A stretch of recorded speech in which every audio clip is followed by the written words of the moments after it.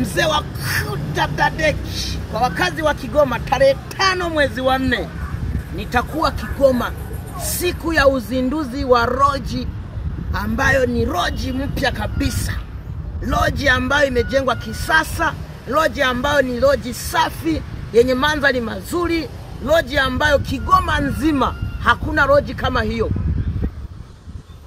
Tajiri Philibert ametujengea loji ambayo inaitwa Gwaga Lodge.